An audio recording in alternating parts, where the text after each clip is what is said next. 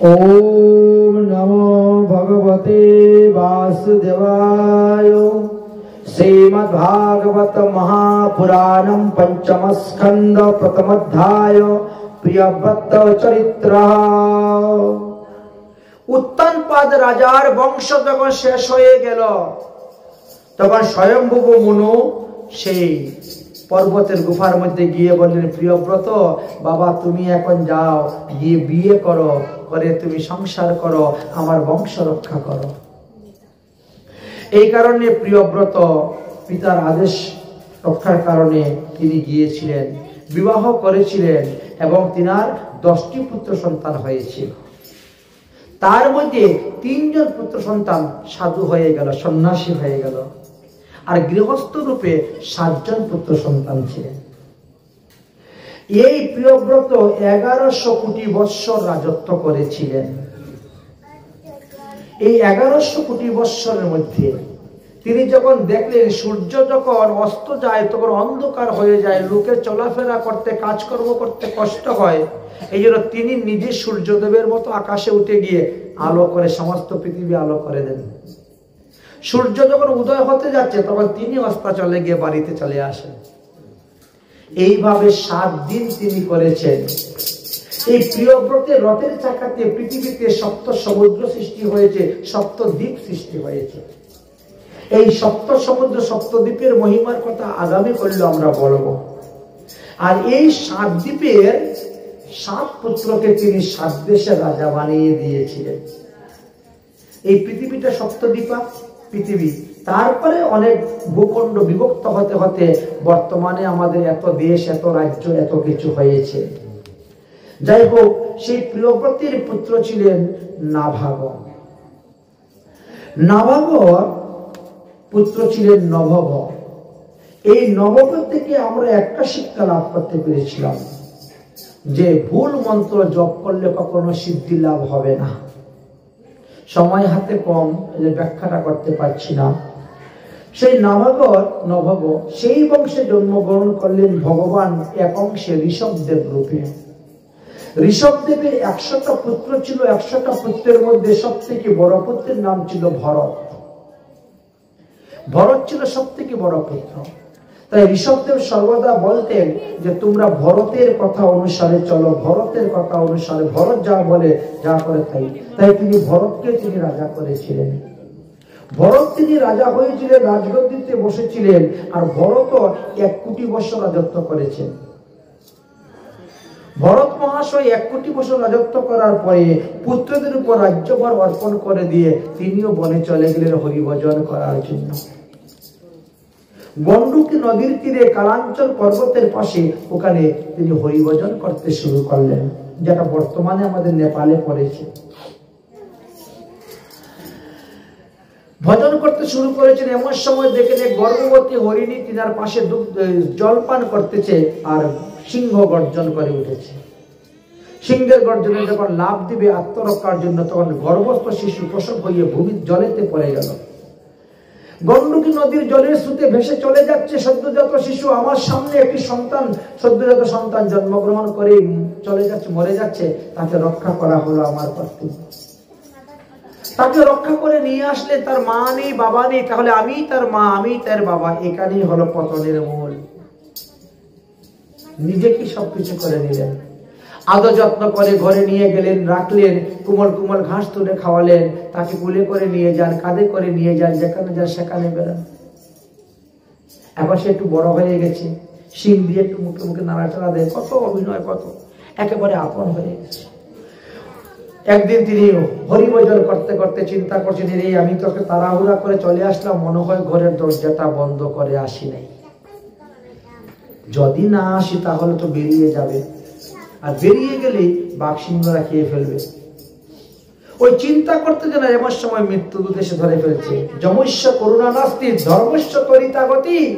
যমের কোনো মায়া দয়া নাই, এসে ধরলো, চলো। জীবাত্মাকে নিয়ে গেলেন। যম মহারাজ বলছেন মৃত্যুর সময় হরিণের চিন্তা করছিল, যাও তাকে হরিণ জন্ম দাও। হরিণ জন্ম পেলেন, কিন্তু তপস্যার ফল নষ্ট হলো না। হরিণ জন্ম পাওয়ার ফলে তিনি জাতিস্মর ছিলেন। আমি ছিলাম এই দেশের রাজা ভরত। আমারই নাম অনুসারে এই দেশের নাম হয়েছে ভারতবর্ষ। আমাদের এই দেশের নাম ছিল আগে নাভিবর্ষ। এটা কালকে হবে বিস্তারিত ব্যাখ্যা। নাভিবর্ষ, তারপরে এই দেশের নাম হয়েছে অজনাভ বর্ষ, আর তারপরে এই দেশের নাম হয়েছে ভারতবর্ষ। এই ঋষভদেবের পুত্র ভরতের নাম অনুসারে আমাদের এই দেশের নাম ভারতবর্ষ হয়েছে। এইবার ঋষভদেবের পুত্র ভরত তিনি কি করলেন? তিনি এখন হরিণ জন্ম নিয়েছেন, কিন্তু হরিণ জন্মে তিনি জাতিস্মর, তাই তিনি অন্য শিশুদের সঙ্গে খেলাধুলা করেন না। সাধুগুরু বৈষ্ণবের আশ্রমে আশ্রমে যান, তারা ভোজন করে যে উচিষ্ট ফেলে সেই উচিষ্ট খেয়ে জীবন ধারণ করেন। সাধুরা যখন হরি কথা বলে ওখানে বসে শুনেন। বুঝি আর না বুঝি হরি কথা কানের মধ্যে গেলেই লাভ। তাই হরিবাসরে এসে যদি কেউ হরি কথা শ্রবণ করে, সে বুঝুক আর না বুঝুক তথাপিও তার লাভ হইবেই হইবে। যার কারণে তিনাকে 84 লক্ষ যোনি ভ্রমণ করতে হলো না। হরিণ যোনির পরেই তিনি ব্রাহ্মণের পুত্র রূপে জন্মগ্রহণ করে নিলেন। কিন্তু সেই জন্ম তিনি জাতিস্মর বলে তিনি কোনো কাজকর্ম করেন না। রাস্তা দিয়ে চলতে গেলে এমন ভাবে চলেন যে পায়ের নিচে পড়ে যাতে একটা পিপিলিকা মারা না যায়। এই যে লোকে তাকে বলে জড়ভরত। কোন কথাও কারোর সঙ্গে বলেন না, কথা বললেই তো বিপদ, কথা বললেই তো বিপদ। কথার মধ্যেও তো পাপ পুণ্য আছে, এই জন্য বলতেন। কিন্তু কিছুদিন পরে জড়ভরতের পিতা মারা গেলে তখন তার বিমাতার ঘরে ভাইয়েরা খুব অত্যাচার করতে শুরু করলো। এমন অত্যাচার করলো শেষ পর্যন্ত তাকে বার থেকে বিদায় বের করে দিল। বার থেকে বেরিয়ে তিনি রওনা হচ্ছে, একদল ডাকাইতে ওনাকে পেয়ে নিয়ে চলে গেছে মা কালীর সামনে বলি দিবে, নরবলি। কিন্তু মা কালী সহ্য করতে পারলেন না। কৃষ্ণ ভক্তকে আমার সামনে বলি দিবে, মা কালী সহ্য করতে পারলেন না। মা কালী সেখান থেকে প্রকট হয়ে তিনি ডাকাইতের দলকে সংহার করে দিলেন, ভরতকে ছেড়ে দিলেন। ভরত তো রওনা হয়েছেন, চলছেন, এমন সময় সিন্ধু দেশের রাজা রঘুগণের পাল্লায় পড়ে গেলেন। সিন্ধু দেশের রাজা রঘু তিনি যাচ্ছেন কপিল ভগবানের কাছে দীক্ষা নেওয়ার জন্য। 4 জন লোক পালকি করে তিনাকে নিয়ে যাচ্ছে। তার মধ্যে একজন লোকের জ্বর এসে গেছে, অসুস্থ, পালকি বহন করতে পারছে না। সিন্ধু দেশের রাজা রঘু বলে, সামনে গিয়ে যাকে পাকে তাকে ধরে নিয়ে আসো। সামনে গিয়ে জড়ভরতকে পেয়েছে, এই চল পালকি বহন করবে। জড়ভরত মনে মনে চিন্তা করে, আমিও তো তোমার রাজা ছিলাম, আমিও তো পালকিতে বহন করে, কত লোক আমাকে পালকি করে নিয়ে গেছে, আজকে আমিও পালকি বহন করব, আমার প্রারব্ধ কর্ম কেটে যাবে। পালকি বহন করতে গেলেও তিনার লক্ষ্য আছে পায়ের নিচে পড়ে যেন কোনো পিপিলিকা মারা না যায়। আর এই জন্য তিনি মধ্যে মধ্যে লাফ মেরে দেন। আর যখনই লাফ দিচ্ছেন আর তখনই তো সমস্যা হয়ে যাচ্ছে, ওই পালকির কাঠ মাথার মধ্যে লেগে যায়। রাজা দুঃখ পেয়ে তখন নানা রকম কথাবার্তা বলতে শুরু করছেন। এই তুই জানিস আমি কে? আমি সিন্ধু দেশের রাজা রঘু। ঠিকভাবে চল, না হলে মেরে পিটে পিটে ছাল তুলে ফেলবো চাবুক মেরে। আমি ইচ্ছা করলে তোকে ফাঁসিতে ঝুলাতে পারি, আমি ইচ্ছা করলে তোকে যাবজ্জীবনে কারাদণ্ড দিতে পারি, আমি ইচ্ছা করলে তোকে এই করতে পারি সেই করতে পারি। ভরত মনে মনে চিন্তা করে, রাজার ভিতরে এত অহংকার, এত অভিমান, আর সে যাচ্ছে কপিল ভগবানের কাছ থেকে দীক্ষা নিতে। এত দীক্ষার পাত্রই এখনো হয় নাই। আর এই রকম অপাত্র ব্যক্তি যদি যায় কপিল ভগবানের কাছে, কপিল ভগবান তাকে দীক্ষা দিবে না, বরং আমারে আরো গালি দিবে। এই জড়ভরত, তুই তারে কাঁধে করে নিয়ে আসলে 7 দিন ধরে, 8 দিন 10 দিন ধরে কাঁধে বুয়ে, আস্তে আস্তে একটু পাত্র বানাইতে পারলে না তাকে? পাত্র বানাইবার কাজ কার? সাধুদের। সাধুরা অপাত্রকে পাত্র বানায়, অযোগ্য ব্যক্তিকে যোগ্য বানায়। তুই একটু পাত্র বানাইতে পারলি না? দেখেছেন পাত্র, তাহলে পাত্র বানাইতে গেলে তার সঙ্গে কথা বলতে হবে। তাই জড়ভরত কথা বলছেন, হে রাজন, তুমি তো বড় বড় লেকচার দিচ্ছ না, তুমি যা কিছু করো না কেন আমার স্বভাবের পরিবর্তন হবে না। আমি ওইভাবেই লাফিয়ে লাফিয়ে যাব, যেখানে পিঁপড়া দেখবো সেখানে লাফ দিব, পিঁপড়া পায়ের নিচে পড়ে মরবে কেন? তুমি যতই জানো না কেন, হরি না জানিয়া লাখো জানো, যদি সে জানা কেবল ছাই।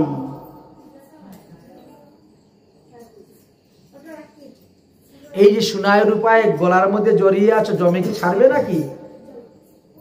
এত সোনা রূপা আছে গায়ে, কিন্তু জমে ছাড়বে না। তুমি কপিল ভগবানের কাছে দীক্ষা নিতে যাচ্ছ, গলায় একটা তুলসীর মালা নাই, কপালে একটু তিলক নাই, একটু ধুতি পরনে নাই, তুমি একটা অপাত্র লোকে ভগবান দীক্ষা দিবে নাকি? আরম্ভ হয়ে গেছে, হরিনা বজিয়া লাখো জানো, যদি সে জানা কে বলেছে, ঘুরায় দুলায় চলিয়া পেরেছ ধুলন না পশিবে গায়ে। যখন প্রাণটা বেরিয়ে যাবে তখন তো দেহের মধ্যে ধুলাই লুটাবে দেহটা। সোনায় রূপায় লেপে আছো, কত বড়ি সোনা গায়ের মধ্যে, 5 আঙ্গুলের মধ্যে 5টা আংটি, হ্যাঁ, হাতের মধ্যে সোনার ঘড়ির চেইন, কত কিছু ব্যবহার, কিন্তু জমে ছাড়বে না। জমের থেকে ছাড়াতে গেলে তুলসীর মালা ধারণ করতে হবে। এইবার দুজনের মধ্যে কথা বলতে বলতে হঠাৎ করে চেয়ে দেখে একটা পৈতা দেখা যাচ্ছে। রাজা বলছে, তুমি কি ব্রাহ্মণ? তোমার গলায় পৈতা দেখা যাচ্ছে, এই তুমি কে? তুমি কি কপিল ভগবান নাকি? আমারে পরীক্ষা করার জন্য এরকম ছদ্মবেশ ধারণ করে এসেছো? এই দেখে রাজার জ্ঞান হয়ে গেল। রাজা বলছে, দাঁড়াও দাঁড়াও দাঁড়াও। এই তো নেমে গেলেন। নেমে যাওয়ার পরে এবার পরিচয় চেয়েছেন, জড়ভরত পরিচয় দেন নাই। আমার পরিচয় জেনে আপনার কি লাভ? তার থেকে 2টা হরিকথা শ্রবণ করলে লাভ হইবে। কিন্তু আমরা কি করি? আমরা গিয়ে বলি, বাবাজি আপনার পূর্বাশ্রম কোথায় ছিল? বলি না সাধুকে পাইলে, ও বাবাজি আপনার পূর্বাশ্রম কোথায় ছিল? আপনারা কয় ভাই কয় বোন? আপনারা বাবার নাম কি ছিল? কোন সম্প্রদায়ের, কোন গোত্র? আরে আমার কাছে তোমার মেয়ে বিয়ে দিবে নাকি? এত কিছু জানতে চাস? আমি তো দিলেও বিয়ে করবো না, তাই তো জেনে কি লাভ? 2টা হরিকথা শুনো, তাহলে লাভ হবে। জড়ভরত পরিষ্কার বলে দিয়েছে, তুমি আমার নাম গোত্র জেনে তোমার কি লাভ হইবে? তুমি হরিকথা শুনো, তোমার লাভ হইবে। তো ঠিক আছে, তাহলে বলো। এখন পাল্টা পাল্টি শুরু হয়ে গেছে। রাজা বলছেন, আমি তোমারে মারলে তোমার স্বভাবে তুমি দুঃখ পাবে না? বলছেন, আমি কোনটা দুঃখ পাবো? আমি বলতে তো আত্মা, আমি বলতে তো দেহ নয়। বলে, আত্মা তো দেহের ভিতরেই আছে, তো আমি পিঠের মধ্যে মারলে তুমি দুঃখ পাবে না? বলছে, না। কেন? রাজা বলছে যে তুমি দুঃখ পাবে, তুমি বুঝতে পারছো না। আমরা যেমন চুলার মধ্যে আগুন জ্বালাই, তার উপরে হাড়ি বসাই, তার উপরে মধ্যে জল দেই, আর তার মধ্যে চাল দেই, তখন চাল ফুটে ভাত হয়ে যায় না? তো আত্মা যতই ভিতরে থাকো না কেন দেহের, দুঃখ তো পাবেই পাবে। জড়ভরত বলছে, আপনার বুদ্ধিটাই খারাপ। আপনি যে যুক্তিটা দিচ্ছেন, যুক্তিটাই তো অপসিদ্ধান্ত, কুসিদ্ধান্ত। আত্মা কি চালের মতো নাকি যে গরম জল পাইলেই ভাত হয়ে যায়? আচ্ছা, চুলার মধ্যে আগুন দিয়েছেন, চুলার মধ্যে হাঁড়ি বসিয়েছেন, চুলার মধ্যে জল দিয়েছেন, জল ফুটতেছে, আপনি এখন চাউলের বদলে কতগুলো পাথর দিয়ে দেন তো দেখি দেখি কি হয়ে যায়। আত্মা এমন এক বস্তু, তাকে তো জলে ভিজানো যায় না, আগুনে পোড়ানো যায় না, অস্ত্রে কাটা যায় না। তাহলে এই দেখা, দুজনের মধ্যে কথাবার্তা বলতে বলতে বলতে বলতে 10 মাস ওইখানে বসেই। সৎসঙ্গ কাকে বলে দেখুন, সাধুসঙ্গ কাকে বলে দেখুন। 10 মাস 10 মাস হরিকথা বলার পরে বলছে, আপনার কাছ থেকে আমি দীক্ষা নিয়ে নিব, আপনি দীক্ষা দিয়ে দেন, আর আমি কপিল ভগবানের কাছে যাব না। দেখেছেন, জড়ভরতের কাছে চাইলেন দীক্ষা, আপনি আমাকে দীক্ষা দিয়ে দেন, আমি আর কপিল ভগবানের কাছে দীক্ষা নেওয়ার জন্য যাব না। জড়ভরত তখন দীক্ষা দিয়ে দিলেন। রাজাকে বলেন, রাজা এবার সবকিছু ত্যাগ করে বৃন্দাবনে যাও। সদ্গুরুর চরণ পেয়ে গিয়ে তিনার এমনই হলো, সংসার তখন তিনার বিশ্বের মতো মনে হলো। তিনি বলছেন, করঙ্গ কপিল লইয়া চিরা খাতা গায়ে দিয়া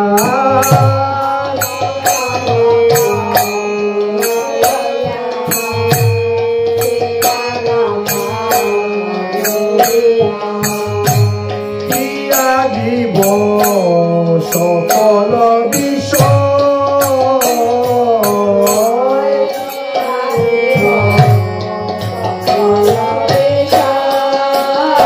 আমি দিয়া দিব সকল বিষয়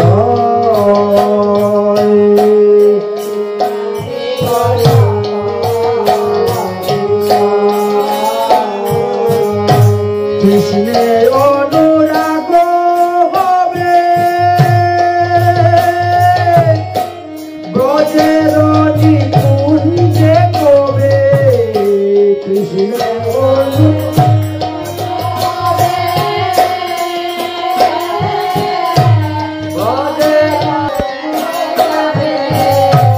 যাইয়া পরিমণি জল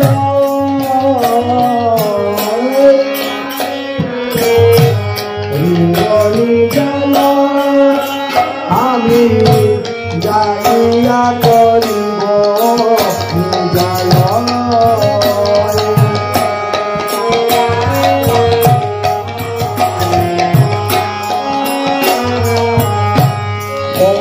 মূল বৃন্দাবনে পাইয়া দিবায় বসানে মূল জীবয় বসানে ভ্রমিব ভৈয়ায় দাসী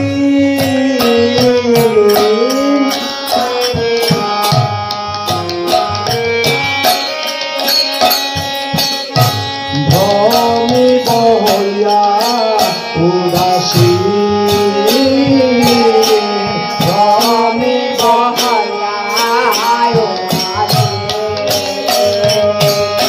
শীতল যমুনার জলে স্নান করি কৌতূহলে শীতল যমুনার জলে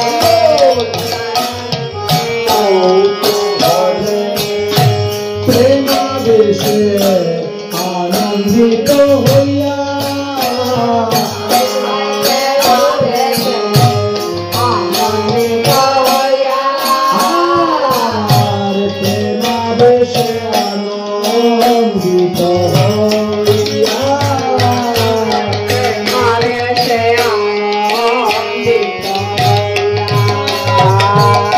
বাহুর উপর বাহু তুলি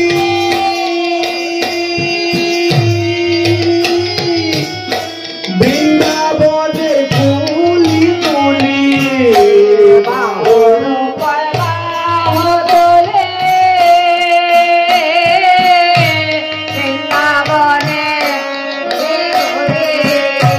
কৃষ্ণ বলে বেড়াব কাটিয়া কৃষ্ণ বলে বেড়াব কাটিয়া কৃষ্ণ বলে বেড়াব কাটিয়া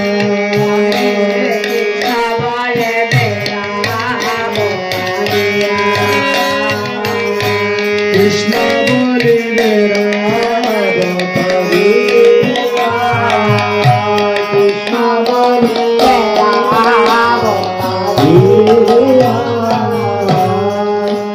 আমরা এই স্থানে দ্বিতীয় দিবসে ভাগবত কথা বিশ্রাম দিলাম। আজকে আমাদের ভরত চরিত্র পর্যন্ত আস্বাদনের বিষয়বস্তু ছিল। আমরা ভরত চরিত্র পর্যন্ত এসে উপস্থিত হয়ে গেছি। আগামী কল্য তৃতীয় দিবসের পাঠ হইবে। আগামী দিবসে তৃতীয় দিবসের পাঠ আরম্ভ হইবে। আগামী দিবসে মন্বন্তর অবতার মন্বন্তরের কথা বর্ণন হইবে। তৎসঙ্গে আমাদের সপ্তদ্বীপা পৃথিবীর কথা বর্ণন হইবে, 28টি নরকের কথা বর্ণন হইবে এবং আগামী কল্প বিশেষ হইল নরসিংহ অবতার প্রহ্লাদ চরিত্র। অতএব আপনারা আসবেন শ্রবণ করার জন্য। আজকে যারা যারা ফুল তুলসী নিয়ে আসছেন ভাগবতের পুষ্পাঞ্জলি দিবেন তারা চলে আসুন। আমি মন্ত্র বলতেছি, কালকে অনেকেই পুষ্পাঞ্জলি দিতে পারেন নাই, চলে আসুন। এদিকে আরতি তৈরি করুন। কে কে পুষ্পাঞ্জলি দিবেন, কেউ ফুল তুলসী নিয়ে এসেছেন তাহলে চলে আসুন, দেরি করবেন না। এই যে এখানে ফুল, এই যে ফুল নিয়ে নেন, পুষ্পাঞ্জলি সবাই দিয়ে দেন। আরতি শুরু করেন, কীর্তন করেন। যারা যারা পুষ্পাঞ্জলি দিবেন না তাহলে পাঠের কীর্তন করে নেন, এই ফাঁকে পাঠের কীর্তন করে নেন। শুধু খালি ফুল, শুধু ফুল তুলসী দুব্বা নিতে পারেন, তাহলে হয়ে গেল। যাও যাও দিয়ে দাও, সবাইকে দিয়ে দাও, সবাইকে দিয়ে দাও, হাতে দাও, ফুল না ফুল না ফুল না। দেরি করবেন না, দেরি করলে হবে না।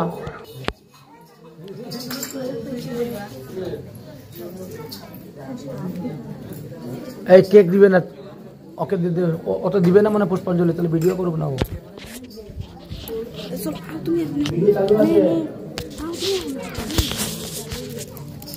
সবাই নিয়েছেন, মন্ত্র বলবো আমি, সবাই নেন। ওম বিষ্ণুবে নমঃ, ওম বিষ্ণুবে নমঃ, ওম বিষ্ণুবে নমঃ, ওম তৎসৎ ব্রহ্মণ্য अस्मिन् द्वितीय परार्धे श्री शेक वराह कल्पे वैवस्वत मन्वन्तरे अष्टविंशतितम कलियुग कलि प्रथम चरणे चैतन्य अवतारे भूलोके जम्बूद्वीपे भारतखंडे आर्यव्रत देश अंतर्गतया उत्तर त्रिपुरा धर्मनगर पश्चिम राधापुर बिरजा अंगने 69 पंचशत श्री गौरवदेव पंचविंशत्तर द्विसहस्र ख्रीष्टाब्दे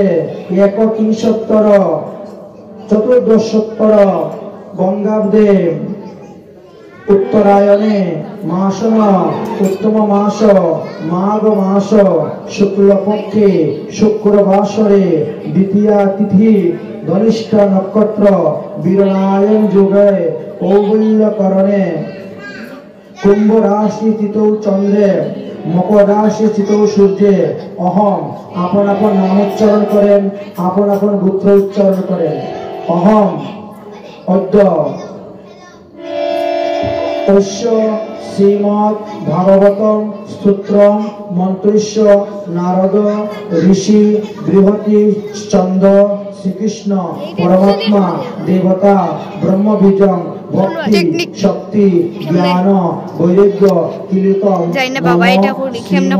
भागवत प्रसादम पुष्पांजलि पाठे विनियोगः ओम तमादि देवं करुणा निधानम तमाल वर्णम सहिताव तारं अपार संसार समुद्र सेतुं भजन महंसि भागवत स्वरूपम सेवंतिका बकुल चंपक पटलाब्जे पुनाग जाति कबरी रसाल पुष्पे बिल्ल प्रबाल तुलसी दल मंजूरी स्तंग पूजयामि जगदीश मे प्रसिद्धौ नौमि नवघन क्षेमं पितवासं समुच्चितं शिवत्स भाषितं भास्करं राधिकां सहित हरि नाना सुगंध पुष्पाणि यथाकाले भवानी च पुष्पांजलि मया दत्तं गृहाणां परमेश्वर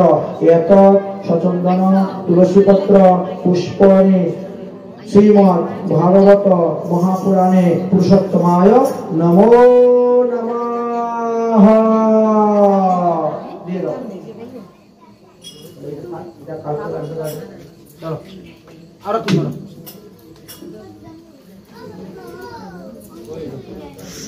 श्रीमद् भागवत भगवान की है आरती पापियों को पाप से ही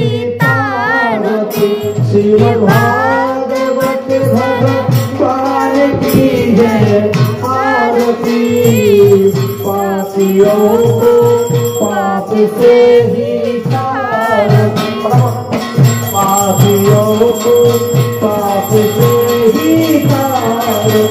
ये अमर ग्रंथ ये मुक्ति पंथ ये पंचम वेद निराला नव ज्योति जगाने वाला।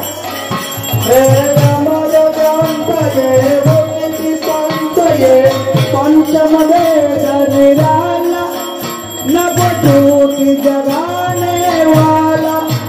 हरि नाम योगी हरि धाम योगी हरि नाम योगी हरि धाम योगी। ये जगत मंगल की आरती। पापियों को पाप से ही तार। श्रीमद्भागवत भगवान की है आरती। पापियों को पाप से ही तार।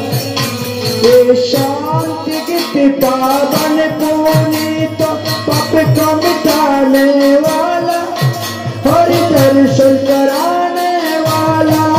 ये शांति की पावन पुनीत पाप को मिटाने वाला हरि दर्शन कराने वाला। ये शुभ करणी ये दुख हरणी ये शुभ करणी ये दुख हरणी श्री मधुसूदन की आरती। पापियों को पाप से ही तार। श्रीमद्भागवत भगवान की है आरती।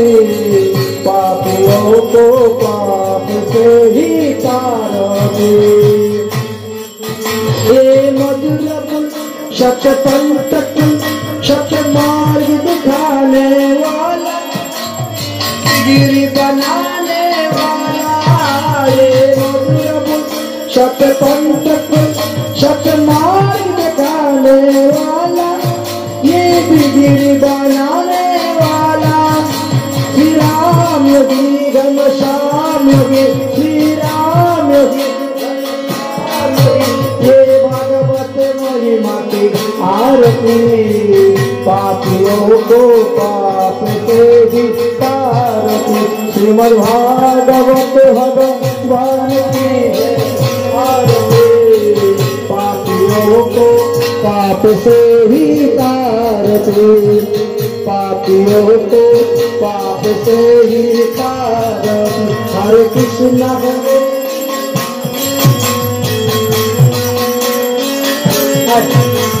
राम राम राम हरे हरे। हरे कृष्ण कृष्ण कृष्ण हरे हरे। हरे राम राम राम हरे हरे। हरे कृष्ण कृष्ण कृष्ण हरे हरे। हरे राम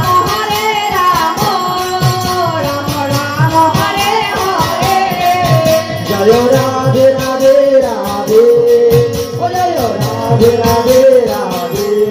जय राधे राधे राधे जय राधे राधे राधे। नित्य गौर हरि बोल हरि बोल। नित्य गौर हरि बोल हरि बोल। नित्य गौर हरि बोल हरि बोल। नित्य गौर हरि बोल हरि बोल। बोलो श्रीमद्भागवत महापुराण की श्री कृष्णदेव प्रकाश की शुक मुनि की परीक्षित महाराज की सनातन विश्वविंद की आपन पर गुरुदेव की आपन पर विष्णुदेव की आज के आनंद की जय जय श्री राधेश।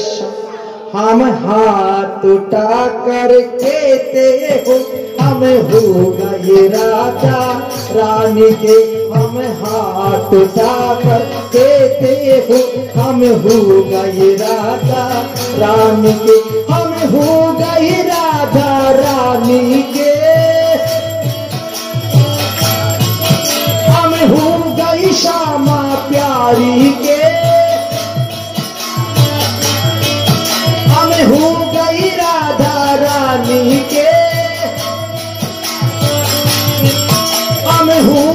श्यामा प्यारी के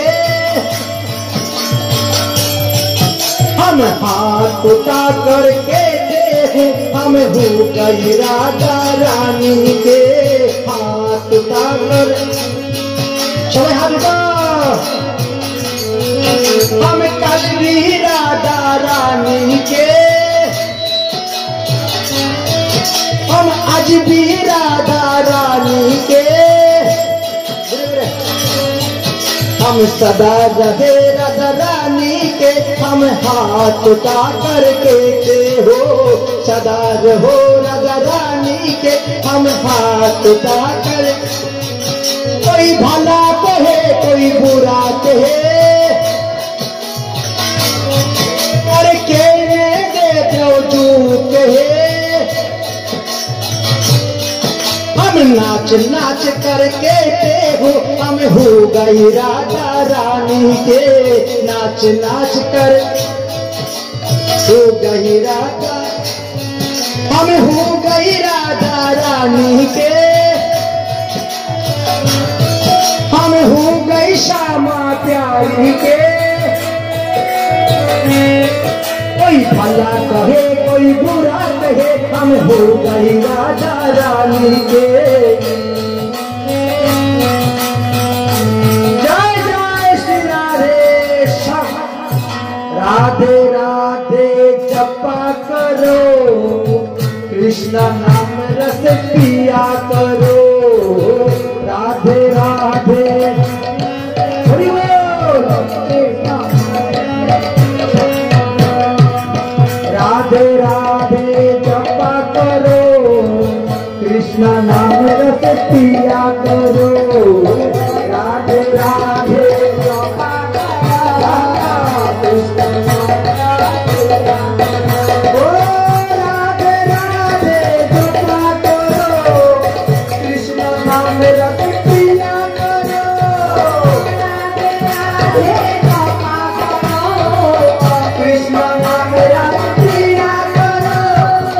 राधे राधे जपा करो कृष्ण नाम रस पिया करो राधे राधे जपा करो कृष्ण नाम रस पिया करो राधे देगी तुमको शक्ति मिलेगी तुमको कृष्ण की भक्ति राधे देगी तुमको शक्ति मिलेगी तुमको कृष्ण